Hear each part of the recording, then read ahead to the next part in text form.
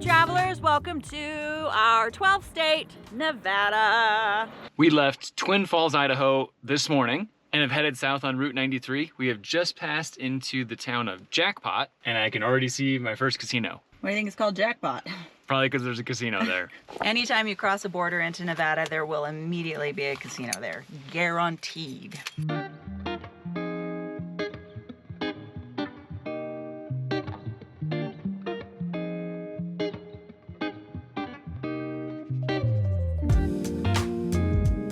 Made it to the town of Wells, Nevada, where the I-80 crosses. Let me tell you, there's not much in between Jackpot and Wells. In Wells, there are a couple Mexican food trucks that get really good reviews, so we've stopped for some lunch. Yep, you're also gonna find a bunch of gas stations, some smaller hotels, and McDonald's, Burger King, all that stuff here. It's basically just an interstate stop. No offense to anyone who lives in Wells. After we eat, we're gonna continue to go further down the 93.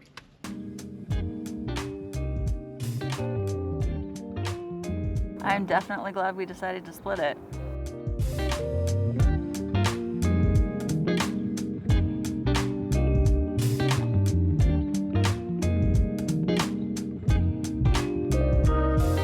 We've just pulled into the town of Ely, which is the biggest town we've come across so far in eastern Nevada, and it's where we're gonna stay tonight. Pretty much nowhere else to stay south of here for quite a while.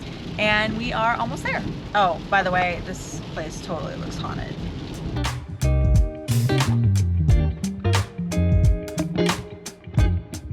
All right, we just checked into our hotel in Ely, Nevada, and let me tell you, there's not much choice here. This is a very small town in the middle of nowhere. So we went with the Historic Hotel Nevada, which is a casino hotel. We usually highlight when we stay in nicer places and resorts and things that we get with points and with partnerships and stuff like that, but 95% of the time we're staying in a cheaper motel hotel version. This is definitely one of those times. It's clean. I think it's good.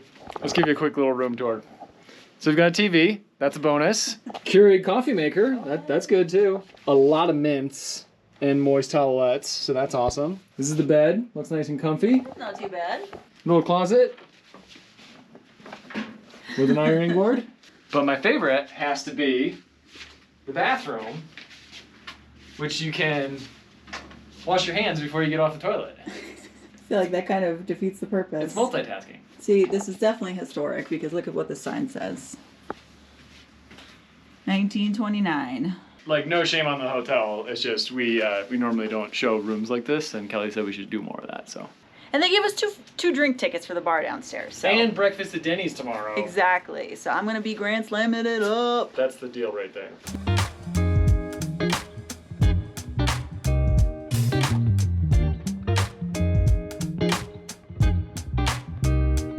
So we have just checked out of our hotel in Ely, and it was actually really comfortable. This is definitely a quirky little kind of old western town. Yeah, a little bit of history about the town of Ely. It was a stop on the Pony Express. It was the stagecoach stop, and then later the railroad came through here. So when early travel was just starting in this area, this was like a hub, kind of why the whole town is here. But it is also pretty much in the middle of nowhere, so there's not a ton of reasons to keep it up. It is a little bit run down, and it's definitely an interesting place for sure. But now it is time to get back on the road and head to Great Basin National Park.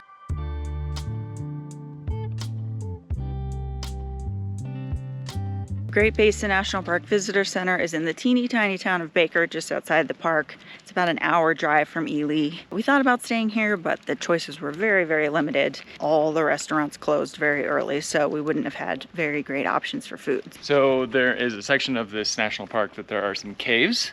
Normally the cave tours book up days, weeks in advance, but we just found out that there might be some walk-up availability. So we're gonna head to that visitor center, which is about 10 minutes away, and hopefully get a spot on one of the cave tours. Let's go. I'm just as excited, but I'm not gonna run. So good news, we were able to get on a cave tour today, which is completely unexpected. We booked the lodge room cave tour, which is $12 a person, so $24 total. We've got about an hour to kill before it starts, but luckily there's a little cafe right here. So we'll go get some lunch. Got our food, and they have a little build your own salad bar, which Kevin got. It looks very tasty. I kind of wish I would have gotten that. And I got some chicken fingers because apparently I haven't had enough fried food on this trip yet.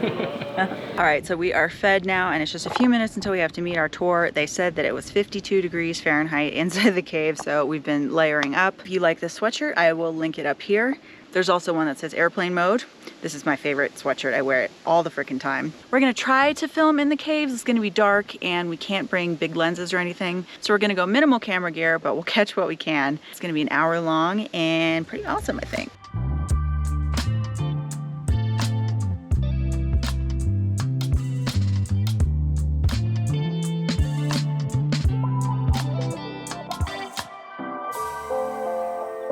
They asked for somebody to be the backlight, so here I am.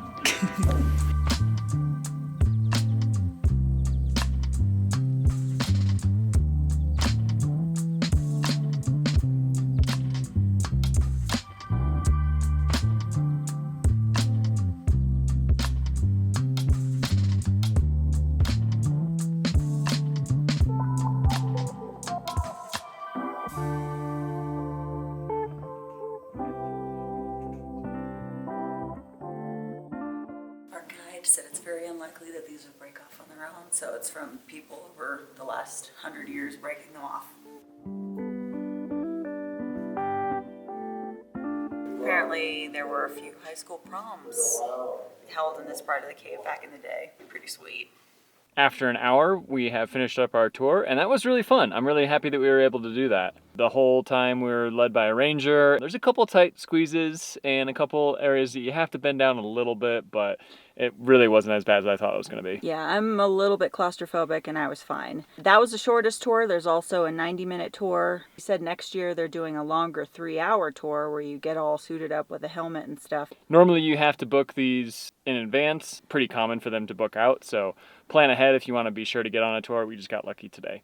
But there is a scenic road that takes about an hour to drive in the park as well, that takes us up to some higher lakes and hopefully to see some bristlecone pines, which are the oldest trees in the world.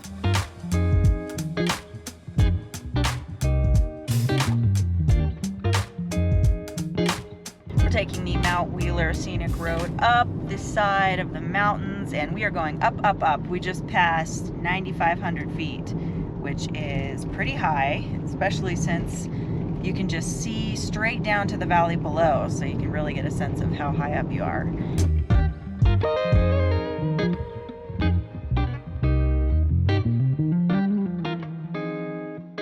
Here's what's up at the top of the scenic drive.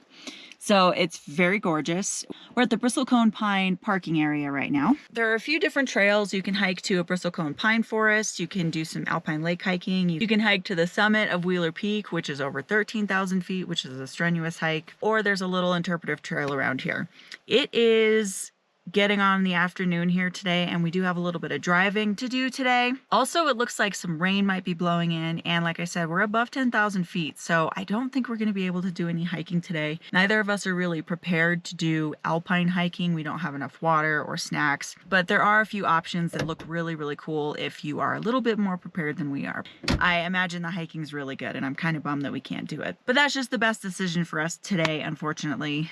There's also a campground that is right up here, which would be so awesome to camp up here at this high of an elevation.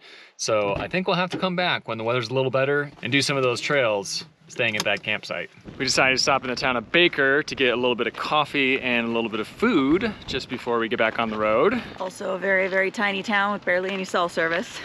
Seems to be a trend in Nevada. If you have cell service, you're not road tripping right.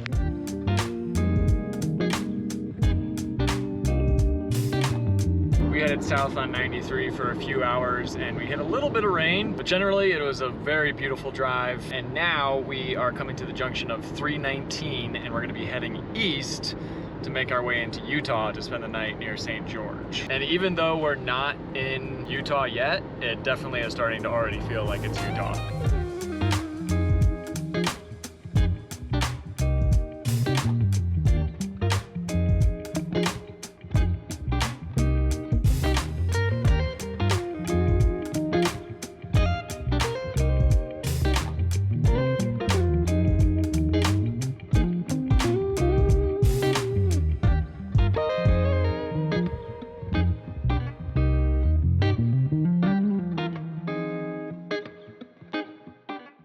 Guess what, everybody? We made it home! Oh Wow, my gosh. what an adventure that was. Yeah, that was 2.5 weeks of madness.